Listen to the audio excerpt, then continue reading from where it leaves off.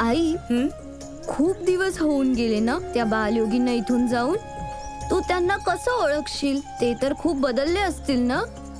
हो, बदलला तर असेल तो आता, पण त्याच्या डोळ्यातली ती करुणा मी ओळखू शकेन. करुणा? हो तात्या, त्याच्या डोळ्यांना पाहून असं वाटतं की संपूर्ण विश्व सामावलंय त्याच्या डोळ्यांमध्ये.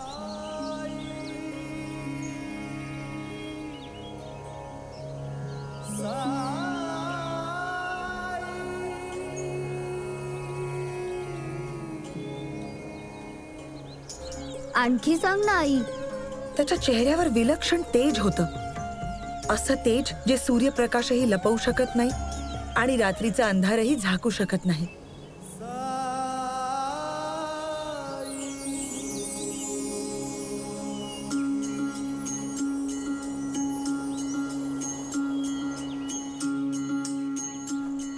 कधीही कुठल्याही परिस्थितीत विचलित नाही व्हायचा तो. कशाचंही भय नव्हतं त्याला. त्याला बघून इतरांचीही भीती पळून जायची, मग ती माणसं असोत किंवा पशुपक्षी.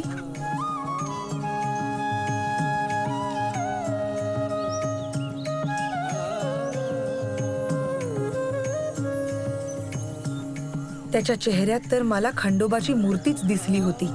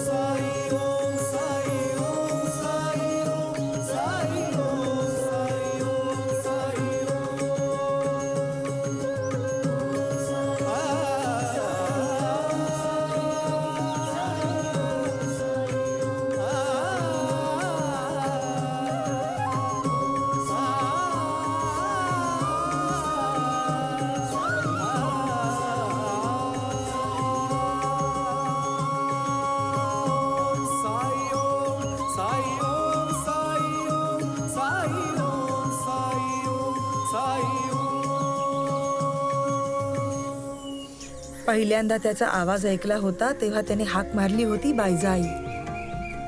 आवाज तर इतका गोड होता, अजूनही आठवतो मला. होता तर तो एकटाच, पण असं वाटायचं की संपूर्ण विश्वच त्याचं कुटुंब आहे. रूप बदललं असेल त्याचं, पण मला पूर्ण खात्री आहे की तो जवळ असताना जी अनुभूती मिळते ती अजूनही तशीच असेल. आणि हाही विश्वास आहे मला की तो कोणत्याही रूपात समोर आला ना तरी मी ओळखेन त्याला. ते तुला आई म्हणतात आणि तू त्यांना आपला मुलगा मानतेस, म्हणजे ते माझे भाऊ झाले. हो, अगदी बरोबर. मग तू आमच्या दोघांपैकी कोणावर जास्त प्रेम करतेस? आईसाठी सगळी मुलं सारखी असतात. माझं जेवढं तुझ्यावर प्रेम आहे ना तेवढंच त्याच्यावरही आहे. आणि माहितीये, जेव्हा मी आई व्हायच्या सगळ्या आशा सोडून दिल्या होत्या तेव्हा तुझा जन्म झाला. मला कधी कधी असं वाटतं की हा त्याच्याच कृपेचा परिणाम आहे की ज्यामुळे मला आई व्हायचं सौभाग्य मिळालं. पण आई, जे इतक्या वर्षात आले नाहीत ते आता इथे परत का बरं येतील? ह्या आईची इच्छा प्रार्थना होऊन त्याच्यापर्यंत नक्की पोहोचेल, मला विश्वास आहे. आणि तीच त्याला परत घेऊन येईल. मला माहिती आई, तू माझी वाट बघतीयस. जोपर्यंत माझे गुरु मला परत येण्याचा संकेत देत नाहीत तोपर्यंत मी शिर्डीला नाही येऊ शकत.